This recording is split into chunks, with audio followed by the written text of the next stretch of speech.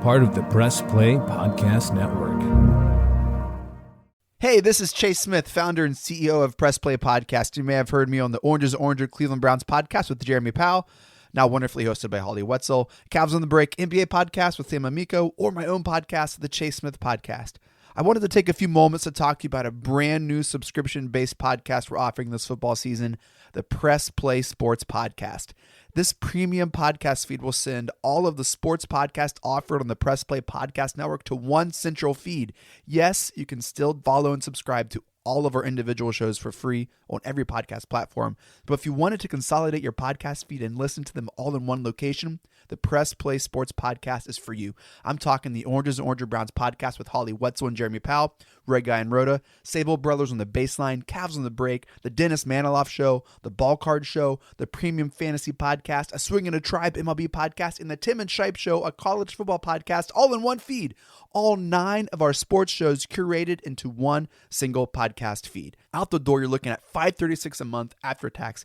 That's $5.36, just about the cost of a drink at Starbucks. And this is only offered on Apple Podcasts. You can't get this anywhere else. It's an Apple Podcast exclusive.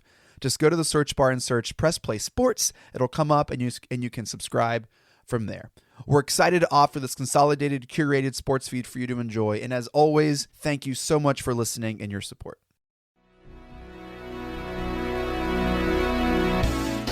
Iguodala to Curry, back to Iguodala, up for the layup. Oh, blocked by James. It's over. It's over. Cleveland is a city of champions once again. The Cavaliers are NBA champions. And that sound and music means we are back here on Cavs on the Break, an NBA podcast. I'm your host, John Sabol, along with senior writer for hoopswire.com, the man, the myth, the legend, as we call him, Sam Amico. Sam, how you doing tonight, buddy? I'm doing well, John. I've gotten a lot more NBA content since we last spoke, given that training camp and the preseason have started. So here I am, back at work. Back at work, back on the hardwood. We are 2 games into the preseason. It's been, well, Cavs has finished a back-to-back against Chicago, and then tonight on this recording here on October 6th, down in Atlanta. Sam, we were just talking about this before we were recording. As you has been covering the NBA as long as you have, especially the NBA preseason, I have covered, Major League Baseball and the NFL down here in Florida. It's funny, I equate NBA preseason to Major League Baseball spring training and NFL training camp. Once you get past those first days of camp and maybe the first or second preseason game, it's just blah. You're just waiting for the season to start. You've hit all the storylines. You're hoping no one gets hurt, but if someone does, it's a storyline. We talk about it. There's rarely any big moves transaction wise, but here we are. We're in the dull days of preseason in the NBA already. We're already 2 games in. So with that being said, Sam, let's talk about these 2 games so far and what we've seen from this young team. Pretty much, there's a lot to really, you can't really diagnose or dissect it so much because it's really hard to really look at it when you're looking at these teams and who's playing, who's not playing. These guys are just playing not to get hurt. Yeah, for the Cavs, I will say the first 2 preseason games, JB Bickerstaff has opted to play his regulars quite a bit. Mm-hmm. And that, if you look at the second game, the win over the Hawks, you had some guys over 30 minutes. You had guys approaching 30 minutes in the starting 5. And really, you usually don't do that in the preseason, but it kind of makes sense here for the Cavs because you have so many young guys with Sexton and Garland and Okoro, and of course Evan Mobley and Jared Allen, and now Lauri Markkanen, who you're trying to work in. You just have so many young guys that it only benefits them to play a lot together at this time. Now, there's probably going to be a preseason game toward the end where the guys who are fighting to make the team are going to be the guys who are playing more than the regulars. But for now, it's not such a terrible idea for them to play their regulars a lot of minutes, especially after we saw them in Chicago on Monday and just got absolutely hammered. Their regular rotation looked terrible, but much better against the Hawks. And that's why you play them as much as JB Bickerstaff has, which is, again, not real common in the preseason. Well, the Cavs starting lineup was the same in both games. I think that's your lineup that you're going to get the whole year with Okoro, Allen, Mobley, Sexton, and Garland. I was really impressed with in tonight's game against Atlanta in the win was the biggest star, I guess you could say, was the play of Evan Mobley. I mean, that guy, he is just the sky is the limit for him. And we talked about it in the episode before with Chase Smith. The fact that you have a 7-footer on that team that can run like a point guard who takes just like 3 or 4 steps from the 3-point arc and is right there at the cup. I mean, you don't see very many athletic bigs like that that's coordinated like him at such a young age. And you see a little glimpse like that through 2 preseason games. Yeah, he's very smooth. He's obviously he's 7 foot, extremely athletic, but just a smooth type player, like you mentioned. The one thing that impressed me about him is he is able to go out on the perimeter and offer some help defense like we used to see Tristan Thompson do. I think Mobley has more of an upside in that area in the terms of going out and defending some wings on the perimeter. Against the Hawks, he had 12 boards. That's another thing that really impressed me is because of his length, he's able to I like how he crashes the glass and goes after rebounds. But offensively, it's going to take a little bit of time against, real NBA players. But I still think, he's going to be good for 8 to 12 points a game and then 10 to 12 rebounds right away. And, against the Hawks, he had a magnificent dunk where, spin throw down on a defender. I just think he has impressed me more through 2 preseason games than anybody else that the Cavs have drafted in the lottery over the past, 3 or 4 years with Sexton, Garland, Okoro. Mobley already, to me, looks like, wow, he's got that kind of wow factor. And those guys are good and they're making progress. Don't get me wrong. Mm-hmm. I just see in Mobley a guy who, this may be the first all-star out of the bunch because he just has those type of skills. Yeah, his wingspan, I don't know what it is. It's 7 foot. It's got to be, if not more. I mean, you just look at him when he attacks the rim, but he also, like you mentioned, he can help out on a weak side, defender. I mean, he was credited with 2 blocks tonight, but I mean, he made guys readjust their shot countless times tonight in Atlanta. He may even had I think of that towards the end of that last series, and the Hawks were driving. I think it looked like he even tipped the ball. I really like the guy's game. I think you're 100% right. The fact that he already looks more polished than the other younger players at this point is a good sign. I think he's going to be the overall probably better player, with the exception of maybe Garland down the road. But that's one interesting and surprisingly, in a good way, to see a young guy have that big of an impact already on the team. And it's coming really, like you say, on the defensive side for this Cavs team. But to me, though, looking at these 2 preseason games, Sam, and I know you'd agree with this, the biggest glaring issue that I have is the same issue that I had last year. And it's been the same issue that the Cavs have had ever since LeBron left at the end of 2018 is, can this team play defense? Will they play defense? And, it's going to take some time to really get them in that groove. Okoro helped last year, and he will continue to be the best defensive player on that team, with the exception of maybe Mobley. Yeah, Mobley and Allen are going to protect the basket. Okoro had shown, he's shown signs on the perimeter that he could be an elite defender when the time comes. But I will say this, that, everybody else, they're either going to be just really bad defensively, which is a really bad thing because they don't have enough weapons to outscore people. They're going to have to stop people from time to time.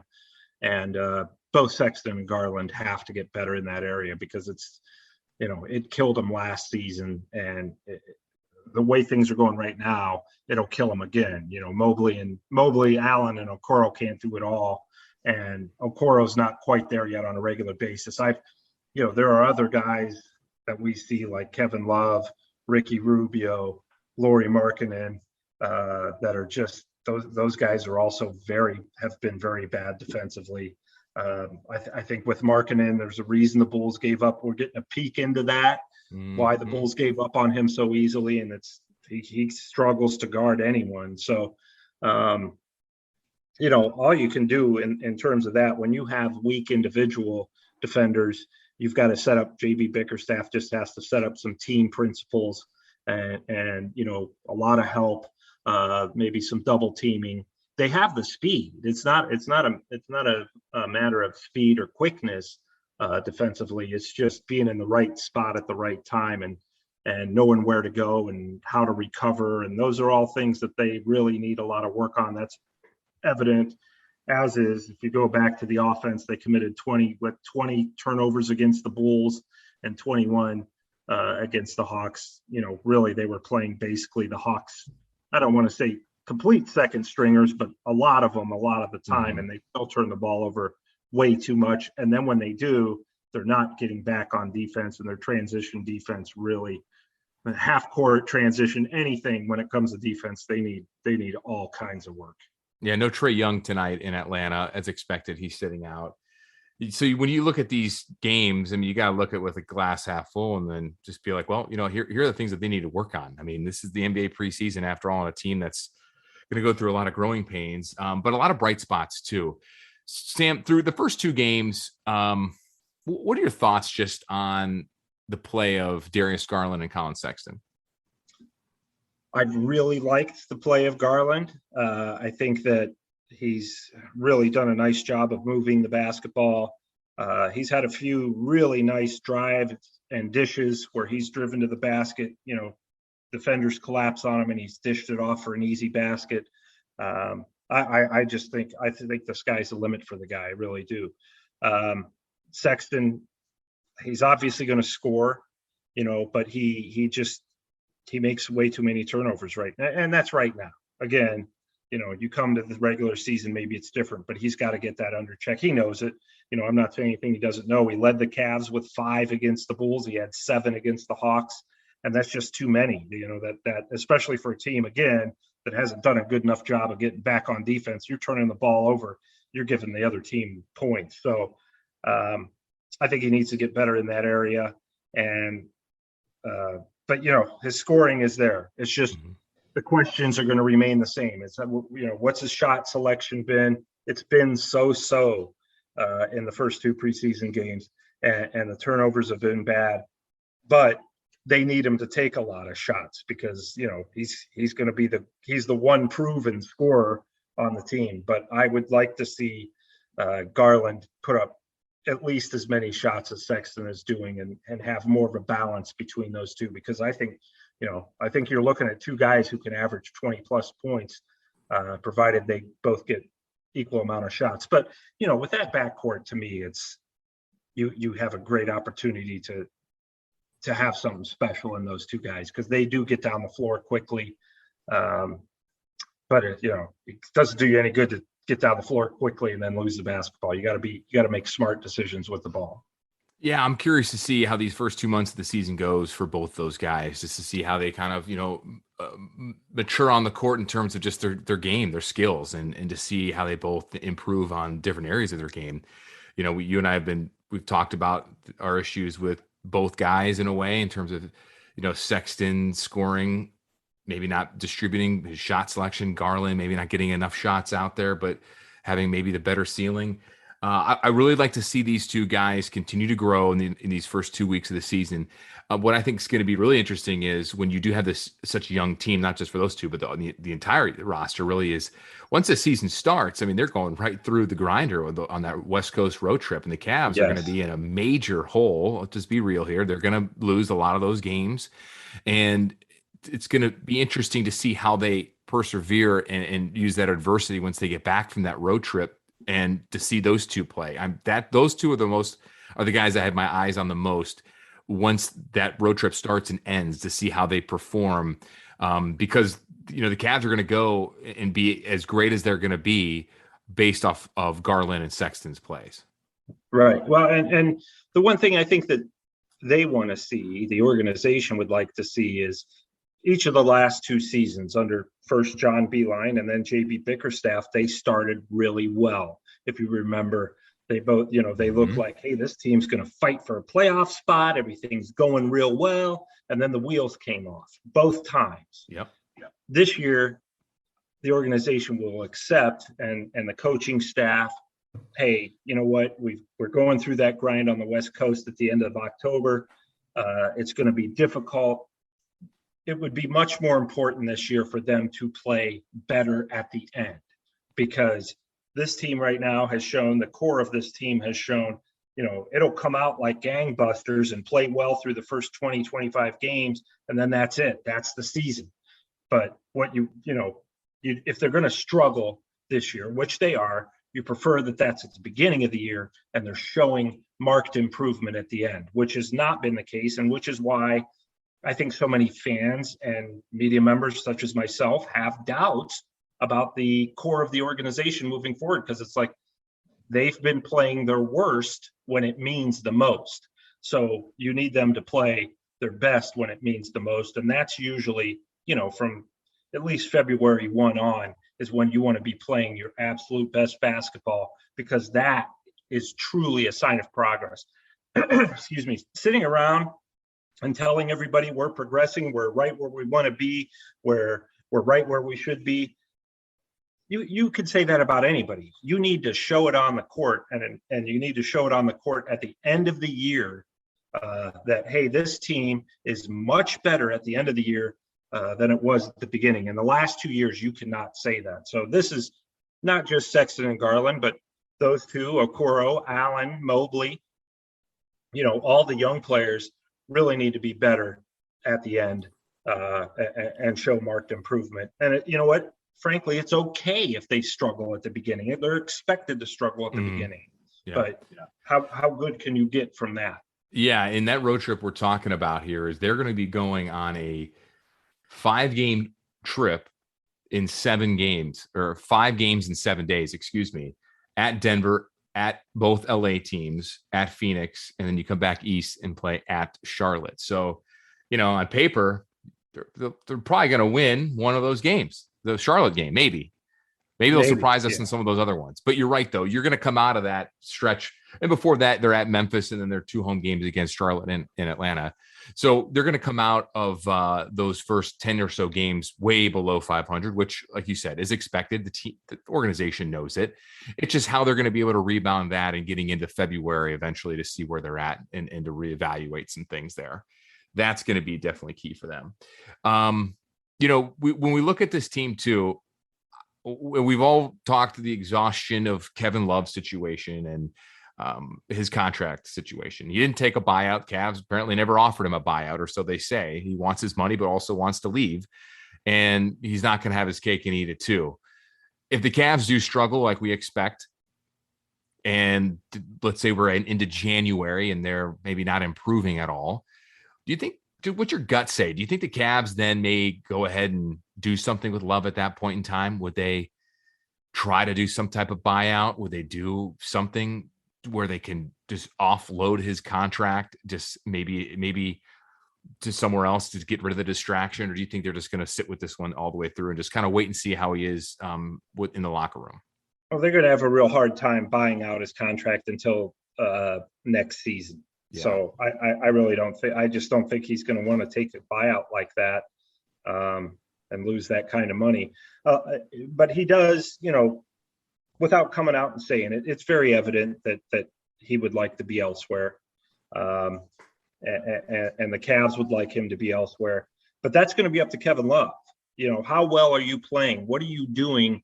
If you come out and you get hurt again, or if you aren't playing very well and you're averaging 10 points and 6 rebounds, which is about what he was at last season when healthy. If you do that, they're not going to be able to move you. If you come out, play off the bench, play like a veteran, play like a leader, show that you could help a winning team, then it's going to be a lot easier for the Cavs to move you than. And I think any deal involving Love, teams are going to wait to see if he's healthy until the trade deadline in February. And if he is, and he's playing okay, then, somebody's going to take that deal.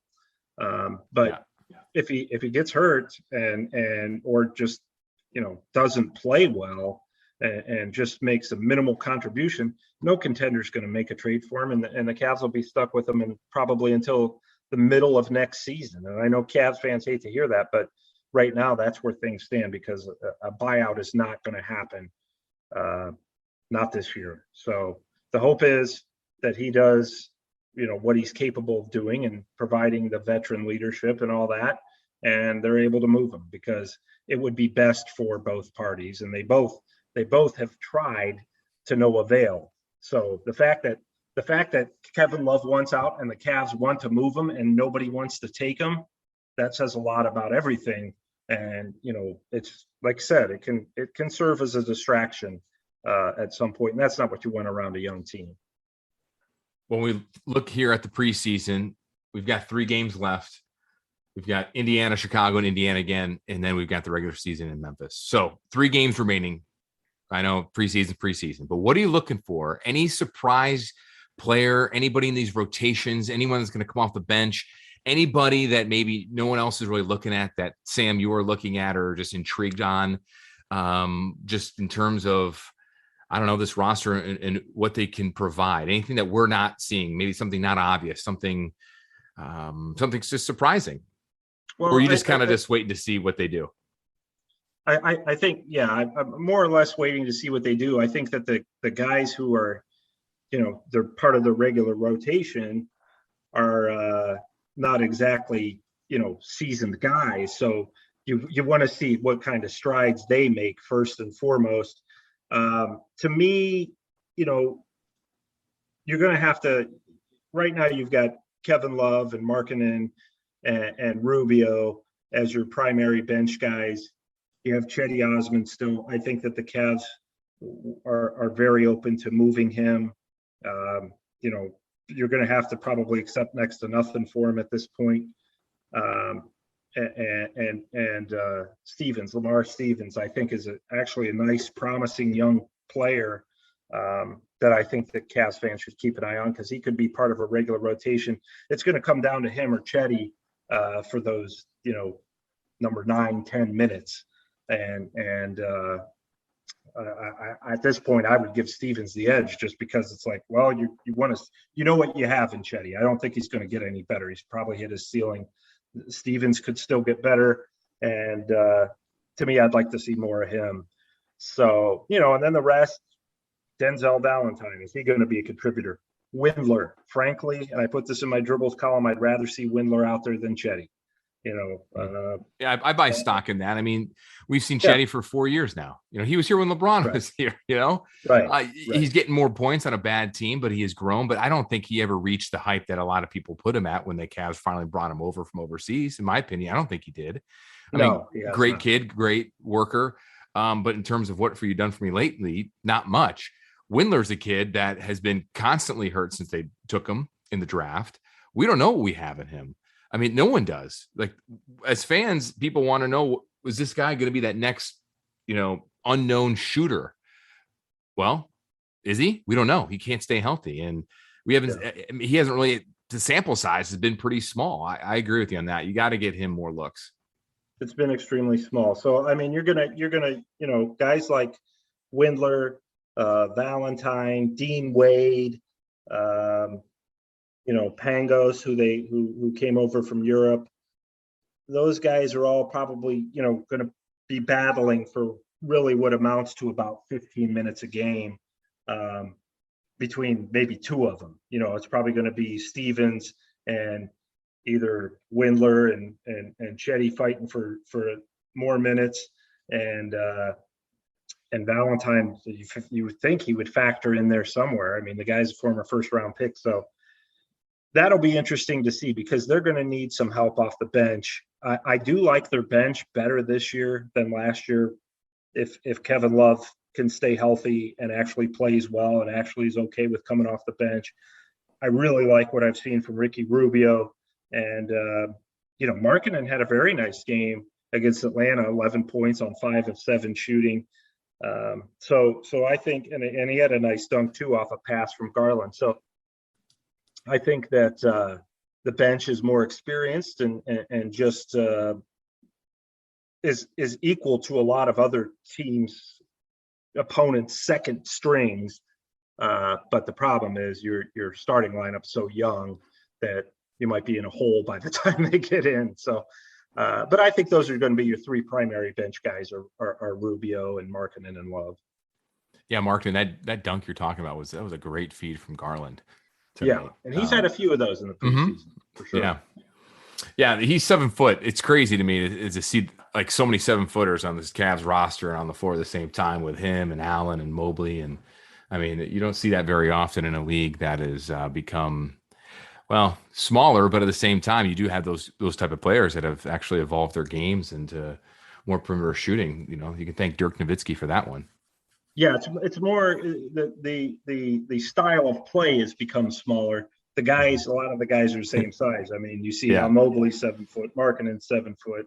Those guys are going outside on the perimeter and playing a lot more. And frankly, they have to with the way the game has evolved and changed. You don't see the old Patrick Ewings or Hakeem Olajuwons or Bill Russell or Wilt Chamberlain types or Kareems. It's the guys who are glued to the low post. It's just not that way. Even Jared Allen, while not a perimeter guy, is a guy who's going to feed off the perimeter players by cutting to the basket and getting a lot of his points, off of breaks and all that. So, and I think that's a plus for the Cavs, and the fact that they do have big guys who are very versatile. All of those players I just listed are versatile type guys who can go inside and out and have size. Well, let's take a little break right here, Sam, because we got another big topic coming up that we really need to really dissect, and it's the ongoing drama in the city of brotherly love regarding Ben Simmons. I understand you have an update on the status there and what that means to a potential trade. Where could he go? Why isn't he at camp? All that good stuff and more right here on Cavs on the Break NBA podcast, right here on the Press Play Podcast Network. Don't go anywhere. We will be right back. Hi, this is Maria Gincola with Mindful MMJ Ohio. Did you know that medical marijuana has been legal in Ohio since 2016? If you have one of 25 qualifying medical conditions, you can obtain your medical marijuana card today. The most common conditions are chronic pain, including migraines and back or joint pain, PTSD, fibromyalgia, spinal cord disease or injury, and cancer. If you or someone you know is interested in learning more or to find out if you qualify, visit mindfulmmjohio.com and fill out the short pre-qualification form. The process of finding a physician, filling out paperwork, obtaining medical records, and scheduling an appointment seems like it would be a daunting process for most. But, lucky for you, Mindful MMJ Ohio will help you every step of the way to make the process quick and easy. In most cases, we can approve a qualified patient within 24 hours. And the visit is virtual, so you don't even have to leave home. So what are you waiting for? Visit mindfulmmjohio.com today. That's mindfulmmjohio.com. Let us help you be more mindful of your health and find a natural way to find relief from your symptoms. The R&R podcast going to be rocking and rolling with you because football season is underway. College, Ohio State, the Power Fives, the MAC, the Browns. Michael Regai, are you ready to rock and roll with some football? Yeah, Ben ready. This is our time of year. This is what R&R is all about. We're going to be with you every week. Kenny just said it. Browns, NFL, Ohio State centric. So you got to stay with us all fall and winter long here on R&R. That's right. The Regai and Rhoda podcast coming to you here on the Press Play Podcast Network. Subscribe now and don't miss a show.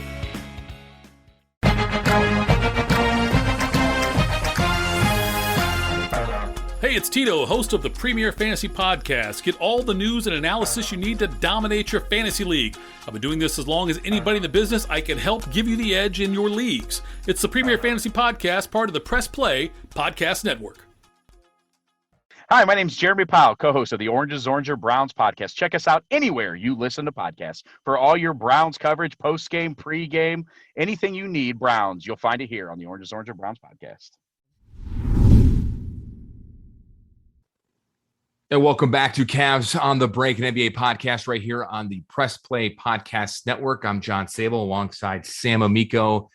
We're just breaking down the Cavs' first two preseason games, what to look forward to in the final three preseason games, as well as heading into the regular season, all that good stuff and more. But now let's shift a little bit towards, the last big name out there that has not reported to camp at all in the NBA, who has been linked to many different teams. It seems like we've been talking about this for a few months, Sam, and that's the status of 76ers All-Star Ben Simmons. What is the latest in Philly? Well, yeah, we've been talking about it since the end of last season because he was really bad in that Game 7 against the Hawks. So the Sixers decided they wanted to trade him. Ben Simmons has since decided he is demanding a trade and obviously not reporting to camp. It's really been the Sixers have had some offers, and I think we discussed this last time. They've had some offers. We've on HoopsWire I did a story that one small market team, I don't know which one, has made them an offer. So that could be Cleveland, it could be San Antonio, who's certainly interested in Ben Simmons, and the Pistons and the Timberwolves and the Pacers, and Toronto would be the other. So obviously Toronto's not a small market, but all of those teams are in the mix for Ben Simmons that I just listed. Sacramento was there for a while. It seems that's cooled. The Cavs are still very much, checking on his availability with the Sixers and saying, what do you want here? Because frankly, we can't really look at a Ben Simmons deal as a straight up, say if the Cavs were to get involved, couldn't look at it as Cavs trade player X, Y, and Z and land Simmons. It would probably be more like Cavs trade player X, Y, and Z to another team. That team trades a couple of their guys to the Sixers, and then the Sixers send Ben Simmons to the Cavs. So I think that remains a distinct possibility. The Cavs, again, anytime you're engaged or exploring trade talks for a certain player, you've got to consider it a possibility. And based on what they've seen in the preseason, they look at it like we have to get better defensively, especially on the perimeter. If we really want to challenge for a playoff spot, because right now they're not built for that. But if they really want to challenge for a playoff spot, they have to get better defensively. And Ben Simmons would obviously always either defensive player of the year or runner up for defensive player of the year, would immediately change that. I saw him. Now, there were times last year against the Hawks that he struggled a little bit defensively, but I saw one game last year, Sixers and the Trailblazers, and he just shut down Damian Lillard, totally shut him down. Then they moved him off Lillard and put him on McCollum, and he totally shut him down. Excuse me. And this was a regular season game. So, yes, again, my stand is you don't want to mortgage the farm. And, right now, the team executives that I talk to are saying that the Sixers are completely holding their ground on, asking for a ton right now. And they've been waiting to see if Lillard will become available or Bradley Beal will become available. That's probably not going to happen. Neither of those teams are probably going to make that move unless they really struggle out of the gate, which Washington's a possibility, but Beal is the face of the franchise with the Wizards, and they're probably not going to move him even for Ben Simmons. So, and I don't know that I would if I were the Wizards. I'd probably keep Beal. But if you're the Cavs and you're serious, like we need to really take the next step and go get a young guy. Simmons is 25 years old, and despite his shooting woes, again, you would have to do more than just get Ben Simmons. You'd have to get some shooters in there around him. Obviously, you have some on the roster in Markkanen and Garland, and those are guys you wouldn't want to give up. You would certainly think about acquiring him because he would immediately make you better, and he would immediately greatly improve your biggest weakness, which is perimeter defense. So, is there anything new on that front? Probably not, other than the teams that I listed, the Cavs, Spurs, and Pacers really seem to be engaged, whereas the Timberwolves and Raptors are in there as well. And I just think that eventually the guy's going to get traded. I mean, he's not going to be in Philly all year not playing. Eventually he's going to come around and get traded. It's just and Detroit's in there too. So one of those places to me is going to land him. Now, maybe somebody will come out of the blue, which is always possible in trade talks. Somebody just decides, you know what, we're not having the year we thought we were. We're going to give up our guys. And if you can get a Lillard or somebody for him or a Beal, then you're going to make that trade. But otherwise, you're going to be dealing with these smaller market teams. Yeah, a couple things there. One is the Spurs are intriguing if I'm Ben Simmons, because you're going to go to play with Greg Popovich. And I mean, the Hall of Fame head coach, that is intriguing. And if there's a guy that can maybe kind of steer you in the right way and kind of help your mind right on the court and not be afraid to shoot the ball, you think it'd be Coach Pop. Secondly, I never understood the rumors, and help me out here, Sam, why Portland would even think about shopping Damian Lillard. Like, what is the reason? There's no reason for them to trade him. Why? Where is that coming from? I don't know, but they're not thinking about it. It's not. Yeah, it's garbage. The Sixers have. First of all, your Spurs comment makes sense because from everything I know and everything I've heard, the Sixers really want to trade him to the West. They don't want him in the East.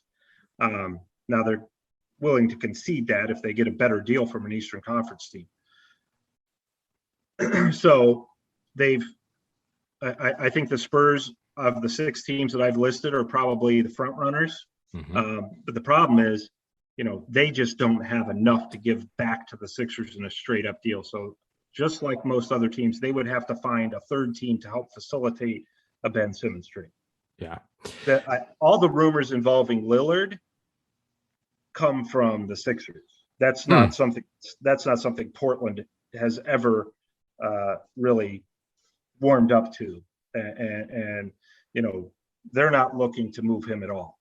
There's no doubt about it. You would have to blow their socks off. It'd have to be Ben Simmons and a few other pieces to really even get Portland to think about it, because they're not even going to entertain anything resembling a Simmons for Damian Lillard deal right now. They're just not going to do it. Yeah, I just don't see it. I mean, this is a team that's in a win now mode with a generational type player that has been at the top of the game, probably one of the most underappreciated players in the league, in my opinion. May not get the fanfare because he's in Portland, but you do certainly see him in the playoffs. And, highlights on, used to be Sports Center when everyone used to watch it. Now it all happens on Twitter. It's the way it is, Sam. Got to get hit with it, right? But no, Sports Center. I'll be honest. I get my highlights from Twitter or Instagram. I'm just like one of the kids. That's where my kids get it. Yeah, exactly. I mean, why wait after the game when you can get it right away on your phone? Right? right. Yeah, I don't have the patience anymore. No, we all don't have it anymore.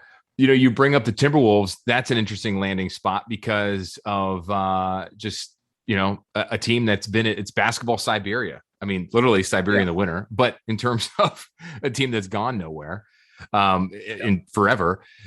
Do you think the impending sale in Minnesota with A-Rod coming in there will have any impact on the maybe pressure fronting the front office? Hey, you know what? I'm coming in here. Let's make a splash. Yeah, I certainly. I think, and it's not just because it's A-Rod. I think any new owner wants to come in, put his stamp on the team right away, find ways to create some buzz about the team. In Minnesota, obviously, it's all about the Vikings and then the Twins. And the Timberwolves are distant, probably even University of Minnesota is ahead of them. They can't forget about the Minnesota Wild hockey team.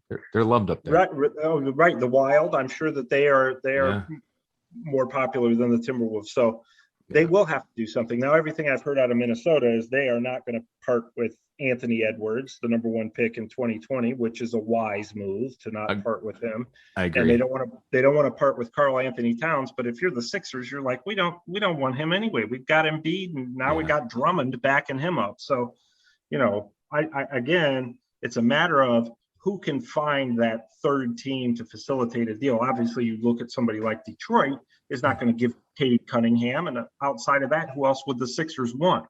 So I just think that moving him is going to be tough if the Sixers are determined to get a proven all-star in return, or a young player such as a Cade Cunningham or an Anthony Edwards that they're just not going to get those kind of guys for Ben Simmons right now. Just at least not with the teams we're talking about. Yeah, it's interesting. You look at like the Pistons roster, you look at the Spurs roster. I mean, there's nothing there that Philly wants that you want besides like a Cade Cunningham. San Antonio doesn't have anybody that jumps out at me right now. No. You're right about Minnesota. You're not going to get rid of Edwards. And they do have, cats there. Karl Anthony Towns, he's your Embiid. So I would think those three teams are, even though San Antonio may be the front runner in your eyes, I just don't see who they would be able to give up besides getting a third team involved. Sacramento. I mean, to me, it seems like the really intriguing spot could very well be Indiana in terms of some of pieces that they could have. The Bradley Beal thing is interesting because he had an opportunity to go to LA with the Lakers. Yeah. LeBron tried recruiting him and he said, no, thank you. But if the Wizards trade him, that's not going to be a straight up deal. You got to do something else in there. Got to make that money work, right? Right. Absolutely. And the thing with Beal is he seems to be enjoying being the face of the franchise and being in the scoring race. Last year, he finished second to Steph Curry in scoring. So I think he's perfectly content in Washington, especially when you factor in the fact that Washington can pay him more than any other team. So I don't see Beal getting moved anytime soon. It's hard to find a star who really wants to be there in this day and age. So I think Toronto's another intriguing team. But again, if they start slowly and start poorly, then they have some pieces that, if you're the Sixers, you're saying, we'll take those guys for Ben Simmons. So it might be November before he gets moved. I don't know. I keep hearing, any day now, but nobody's close as far as I know. And as far as what's being reported by the national guys, some of the other national guys, nothing's being reported by them that gives any indication that's close, other than, we hear, he's going to be moved before the season. Well, it sure doesn't seem that way. What are the chances that Ben Simmons does an old school, I'm going to sit out move? I think those chances are pretty good, probably better than 50%. Man, you never see that in the NBA. No. I can't think of anybody that's done that. Can you? Not off the top of my head. Sat out an entire season demanding a trade. No. Or part of the season or anything. Yeah, but they can't bring him back. I mean, they can't say, you know what, it would take a lot for him to say at this point, I'm going to try this again.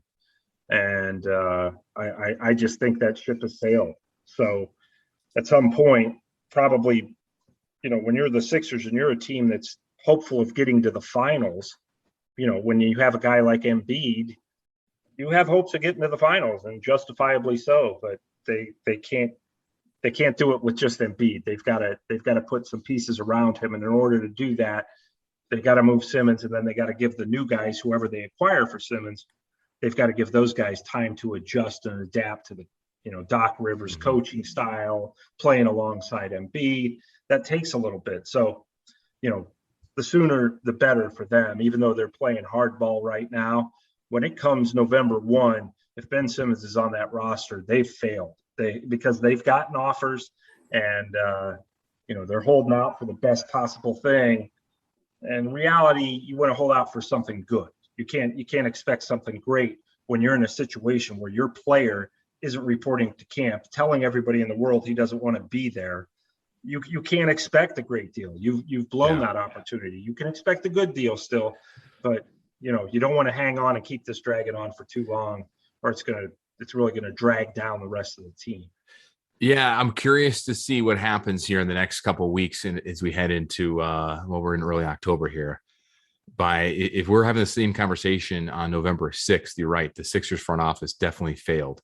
Hey, John, the way the NBA goes, he could be traded by the time we post this, or he could be traded not until like December 15th. So who knows? Right. You're right. No, you're absolutely right, Sam. I mean, it's crazy how the front offices work in the NBA. It's I mean, it's not a season. It's not what they used to say. It's not the NBA season. When a couple years ago, when everyone switched teams in the offseason, I think it was 18 when LeBron left the Cavs. Everyone said, the NBA offseason in July was more exciting than October to June, Yes.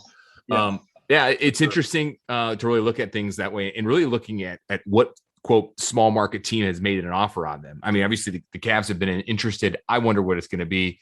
I think, and I've said this to you before, Sam, that if the Cavs were to make an offer, if they have, or if they haven't yet, I think it would be someone along the lines of a Sexton, Okoro, draft picks, maybe Love. Any three or all of the above could be involved, in my opinion. If the Cavs were to land Ben Simmons, I don't know that Collin Sexton would be with the Sixers, but I would say there's like a 95% chance he would not be with the Cavs. He would be part of a trade package, would be involved in that. Now, maybe he would go to Philly. I don't know, but he definitely, I think that's the guy that everybody would target, and the Cavs would be saying, while they're not looking to trade Collin Sexton, if they want Ben Simmons badly enough, they would accept that would be the guy that they would probably have to move and be willing to move. They wouldn't look to move Garland. That would probably thwart the Simmons deal. I don't know, but I think Sexton would be the guy. And obviously, the Cavs would have to throw in other pieces and parts, but Sexton would be the guy in Cleveland that it would all be centered around. Yeah. And the Okoro thing, if they would ever trade him, I think would sting a little, just because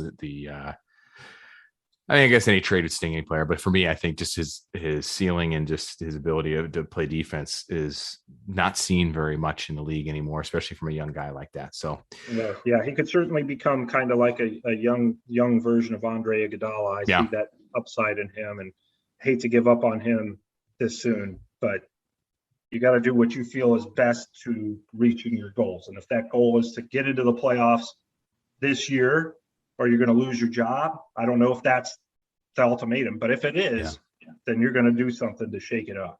Yeah, Okoro looks like an Iguodala. I mean, he has the same body frame too. Yes. I mean, the same broad shoulders. I mean, the same wingspan. I mean, they even when they drive, they look the same. It's so crazy to look at that way, but very similar to when people who are old enough to have seen Andre Iguodala as a young player. Yeah, it is Sixers days. Yes, with a young Allen Iverson. I remember those days. Man. Yeah, he was something special, and I think Okoro has that kind of skill set, can develop into that. All right, well, let's wrap this up here, because by this time we keep talking, Ben Simmons is going to get traded. And who knows what happens, right? Well, you can read in the middle of the night. In the middle of the night, as always. Yeah, and you can read Sam Amico and his Twitter handle at Amico Hoops, and of course at HoopsWire. You can follow us here on Twitter at Cavs on the Break. As always, we will always follow back. You can follow me at John_Sabol. And you can also follow my podcast right here on the Press Play Podcast Network at Sabol Brothers. That's Sabol Brothers on the Baseline. My brother Scott Sabol and I have one on there as well, breaking down Cleveland sports and the Cleveland history and all that good stuff. We just had a good recorded an episode today with a former Browns player. Sam, I'm sure he is one of your favorites, and Greg Pruitt. Oh, wow. Yeah, I do remember him. Greg and Mike Pruitt, and no relation, but no relation. Yeah, for the Browns at the same time. And one of the golden era Browns, that's for sure. I do remember him as a kid thinking, well, which one's better, Greg or Mike? But I don't know, but I do remember they're both good. I'll throw another one at you. How about Indians all-time utility man Ron Pruitt? Oh yeah, we have a podcast with him coming up, so we just got to get Mike Pruitt on there. We got the trifecta complete. You just got to get all the Pruitts. Yeah. Well, I'd be happy to join the Sabol Brothers podcast at some time when you run out of actual good guests. Well, Sam, we're gonna get you on there once the season starts, because we're gonna. Well, you and I will talk here off camera or off microphone, because there's some things I'll have to run by you. But we'll Mike like we always do. Yeah. Crack open a beer and chat all about the glory days, of watching SportsCenter, not waiting to get the highlights on your phone, right? Exactly. Yeah. Back in the day, which seems to be always on a Wednesday or something crazy. All right. Well, thank you so much out there for listening and subscribing right here on the Press Play Podcast Network, right here on Cavs on the Break and NBA Podcast. And as always, we're going to head to our boy, Mike Breen. Take us out. Congratulations, Cleveland. Your decades-long wait is finally over. The Cavaliers are NBA champions.